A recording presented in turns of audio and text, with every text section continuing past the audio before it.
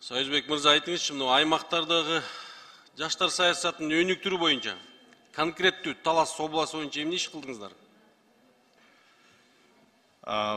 Мына биз бул жылкы жанагы мекеменин биз буга чейин спорт жана жаштар агенттиги болуп мекеме болуп, учурда биз Маданият, маалымат, спорт, жаштар саясаты министринин курамына кирип, биз эң биринчи баягы механизмдерди түзүп алуу, жолдорду түзүп алуу иши менен көбүрөөк алек болдук да.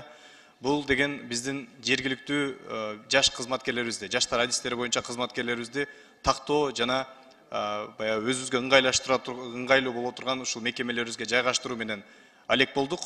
Кээ бирки мына Манас Талас облусунун Бакай-Ата районунда мисалы жаштар боюнча адис жок болуп кеткен. Убагында жоюлуп кетип, биз болсо башка облуста же болбосо кошумча штабты суроо менен дал ушул ар бир райондо жаштар боюнча адистердин болсун деген талап менен учурда биз ошол ишти жүргүзүп атабыз. Ал эми Талас боюнча биз активдүү жаштар менен түз иш алып барабыз. Ошол жалпы ушул иш чараларыбызга Бишкекке чакырабыз. Жалпы маселеси боюнча чогуу кеңешебиз, план коебуз. Союз мырза, мен мына кече жакын эле Талас областында ошол жерде активдүү жаштар тарабынан уюштурулган тегерек столго катышып келдим да. Ушул жерде бир дагы иш болгон жок. Мына сиз айтып аткандай бардыгын тактап, иреттеп атып, 2 жыл өтүп кетти. Бул нерсени абдан жакшы дыкат карабасаңыз, азыр дисбаланс болуп баратат. Мына жаштардын бардыгы борборлорго жана четке чыгып баратат да. Ошон үчүн бул абдан дыкат карап, ушуларга жаштарга көңүл буруп, ушулар менен чогуу иш алып барыңыздарды суранам да. Мына экинчи суроо болсо, жаштар иштеринде мына салымын кошкон жаштардын шыктандыруучу мамлекеттик сыйлыктар барбы? Ведомстволук атайын жаштар боюнча кайсылар атап кетиңизчи. Жаштар сыйлыкта 2 жылда бир жолу биз берилчү Чыңгыз Айтматов атындагы жаштар сыйлыгы бар. Бул 12 номинация боюнча берилет, 2 жылда бир жолу. Андан сырткары биздин министрликтин атынан ардак грамоталар, шыктандыруучу ыраазычылык каттар бул жылына 3 жолу карап атабыз. Бул эгемендүүлүк күнүнө карата, жылдын жыйынтыгына карата жана жаштар күнүнө карата. Мына акыркы убактары биз коомго салым кошуп жаткан жаштарды белгилеп биз бердик.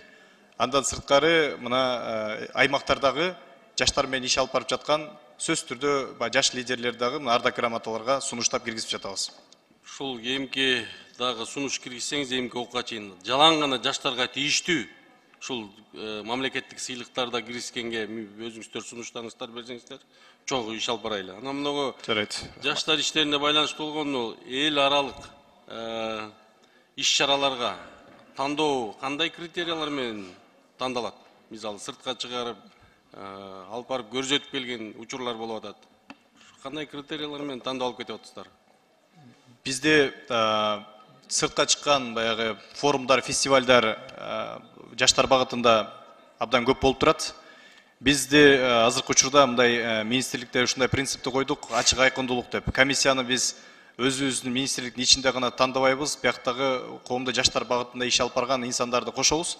Биринчи 5 адам болобу, 3 адам болобу, 10 адам болобу, биз сөз түрдө өзүбүздүн баракчаларыбыздан жарыя кылабыз.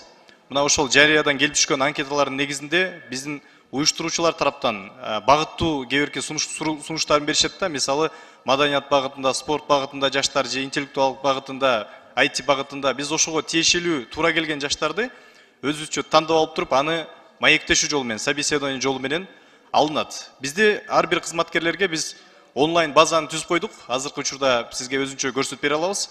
Аны биз ар бир инсандар, жаштар мисалы бир жакка барардын алдында биз жаштарга айтабыз да, силер бул жолу барасыңар, экинчи жолу бара албайсыңар деп. Бир адам бир жолу барганга мүмкүнчүлүк болуш керек. Мүмкүн бир адам үчүн бул катардагы бир мындай оюн зоок же бир чет өлкөгө чыгып келгендир. Бирок кээ бир жаштар үчүн жашоосун өзгөртүп кое турган механизм болуп калышы мүмкүн да. Ошон үчүн биз ошол базага киргизебиз. Аты жөнү кайдан, ким уюштурду, акчасын төлөп бардыбы же жарымын төлөп бардыбы, жана башка телефондордон бери. Анан биздеги кураторлор, анан баягы анкеталарды топтолгондон соң биз ошол базага киргизебиз. Эгерде ал базадан чыгып калса, автоматтык түрдө ал адамды чакырбайбыз биз. Ал нерсени баары жаштар туура кабыл алып атат. Биз аркылуу мына бул мезгилге чейин бул 500гө жакын жаштар иш чараларга катышып келишти. Жерлерде жаштар саясатын ишке ашырып, активдүү жаштарыбыз четте калып калып атат да. Ошон үчүн ушул собеседованияңыздарды жакшылап адилеттүү караңыздар. Чын эле каралбай калып атат да бул маселечи. Анан сиздер ушул мыйзамга киргизип атсыздар, 14 жаштан 30 жашка чейинки адамдарды аныктап атсыздар да, жаштар деп турабы? Ушул кайсы критерийдин негизинде алдыңыздар? 14 жаштан 30га чейин деп. Бул деген азыркы учурда биз бир аз аркараак карасак, таржымалын карасак, 2000-жылдарга чейин мыйзам бар болчу. Мына жакында эле Венера Калбековна социалдык комитетте өз сунушун берген, бул жашты 35 жашка көтөрүү боюнча. Бул негизи 2000-жылга чейин бул 35 жашка чейин болчу жаштар саясаты боюнча, жаштардын жашынын курагыч. А кийин 2009-жыл бул 28 жашка түшкөн, эки фактор болгон. Биринчиси бул экономикалык фактор. Ошол мезгилде жаш үй-бүлөлөргө жаштарга деги эле жөлөк пулдар каралчу экен да. Анан бюджет, мамлекеттик бюджетке оор келип калгандыктан 28 жашка чейин түшүрүлгөн. Экинчиси мына ошол мезгилде 2000-жылдарда мына орточо үйлөнгөн курак бул 22-23 жаш. Мына азыркы учурда 27-28 болуп дагы көтөрүлүп кетип атат. Анан мамлекет тараптан жөлөк пулдар азыркы жаш үй-бүлөлөргө мына ушул сыяктуу жөлөк пулдар жеңилдетилген каралган эмес. Ошондуктан биз 30га көтөрүп атабыз. Коңшу өлкөлөрүбүздүн тажрыйбасын карасак, Казакстан өлкөсү жакында эле мына 2 ай мурда 35 жашка көтөрдү. Өзбекстан 35 жашка көтөрүү алдында турат. Орусия, ошол эле Украина, Молдова 35 жашка чейин. Мына Тажикстан, Түркменстан, Армения жана учурда Өзбекстан 30 жашка чейин. Биз эле 28 жашта турабыз да азыр. Ооба, көтөрүү масала. Алдыйкы планканы эмнеге 14кө түшүрүп салдыңыздар? 14 жашта 14 жаш деген бул өспүрүм го, жетпейт го жашы. Ошол мезгилде жана 8-класстар болуп калат экен. Баягы биз талим тарбиялык иштерди жанагы коомго эми гана аралаша турган курак эмеспи?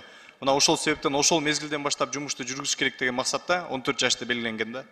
Урматтуу Союзбек мырза, мен да сунуш берет элем. Ушул кесиптештериме кошулуп, мына сиз дагы өзүңүз коңшу мамлекеттерди үлгү катары айтып кеттиңиз. Биз дагы ошол 35 жашка чейин көтөрүш керекпиз. 16дан 35ке чейин.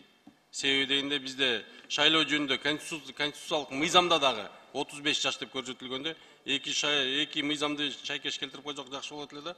Бул мыйзамды колдошубуз керек албетте. Бирок Венера Калбековна, сизге өтүнүп кетет элем, ушул 2-окууга чейин ушул жаштар саясатына кызыктар болгон жаштардын баардыгын чогултуп ар бир аймактан ушул жерден парламенттик угун өткөзүп, анан жакшылап бышырып туруп иштей турган сапаттуу мыйзам кылсак.